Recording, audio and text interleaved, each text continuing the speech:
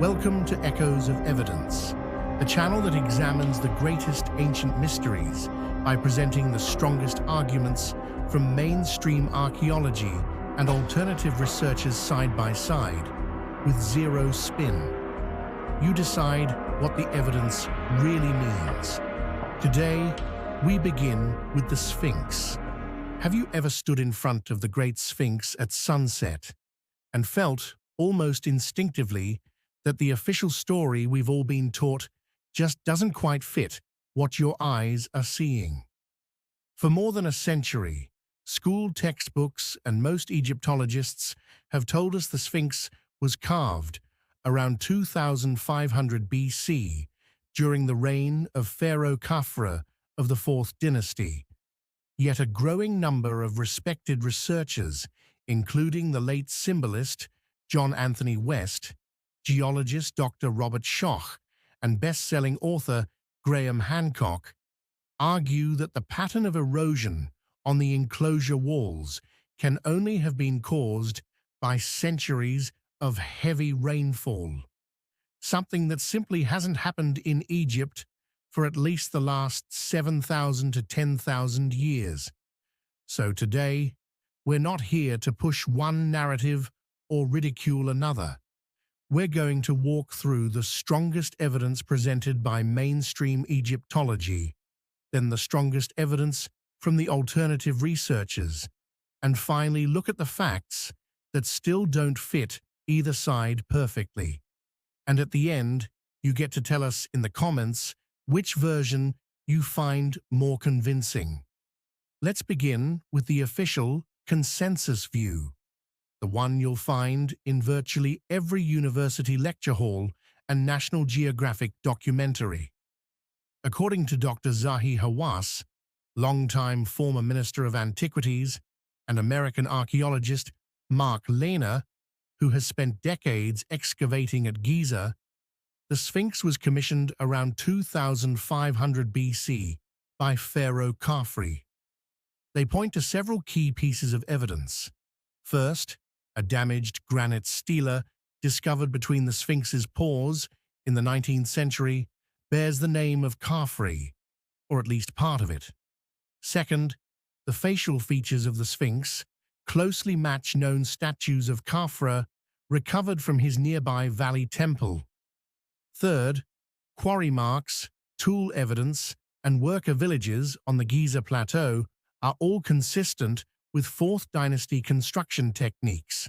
And fourth, geological studies conducted in the late 1980s by Dr. K. Lalgari and others concluded that the erosion visible today is primarily the result of wind, sand abrasion, and salt exfoliation, processes perfectly compatible with 4,500 years in an arid desert. In the mainstream view, the case is effectively closed. The Sphinx is roughly 4,500 years old. End of debate. Now let's cross over to the alternative timeline that began shaking the foundations of Egyptology in the early 1990s. In 1991, independent researcher and symbologist John Anthony West invited Boston University geologist Dr. Robert Schoch to examine the Sphinx enclosure walls. What Schoch observed were deep, rounded, undulating vertical fissures, classic signs of prolonged precipitation-induced weathering. To put it simply, the walls looked like they were sculpted by centuries of heavy rainfall running down them, not the sharp, angular damage you'd expect from thousands of years of desert wind and sand. Here's the crucial point. Egypt's climate turned hyper-arid between roughly 7,000 and 5,000 BC. For that type of water erosion to have formed, the Sphinx, or at least its body, and the surrounding enclosure, would have to have been standing exposed to the elements thousands of years before the reign of Khafre, possibly as early as 7,000 to 9,000 BC, or even earlier.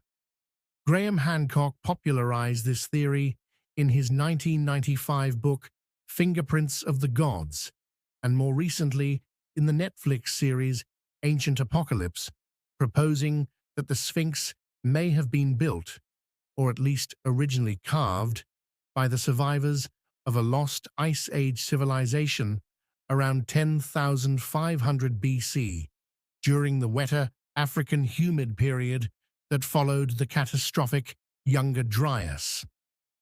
So, where does the evidence actually stand in 2025? Neither side has delivered a knockout blow. Yes, the water erosion patterns are undeniably real, but a minority of geologists, including James Harrell and others, argue they could be explained by salt crystal exfoliation, prolonged dew, or even groundwater rising after the enclosure was quarried. Yes, the Khafre stela is important evidence, but the cartouche is damaged and partially reconstructed. Seismic refraction studies carried out in the 1990s by geophysicist Thomas Dobecki revealed large, regular anomalies beneath the pores that could indicate man-made chambers, anomalies that remain sealed and unexplored to this day. And here's something almost everyone agrees on. The head of the Sphinx is disproportionately small compared to the body, and it shows far less erosion. Most researchers now believe the head was recarved in dynastic times, possibly from an original lion or even an Anubis figure belonging to a much older monument. Finally, the controversial Inventory Stela, discovered in the 19th century and long dismissed by mainstream scholars, explicitly states that the Sphinx was already ancient when Khufu, Khafre's father, arrived to build the Great Pyramid. So here are the three most plausible scenarios on the table right now. 1. The mainstream view is essentially correct.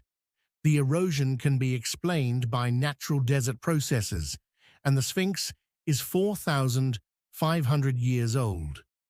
2. The increasingly popular middle ground.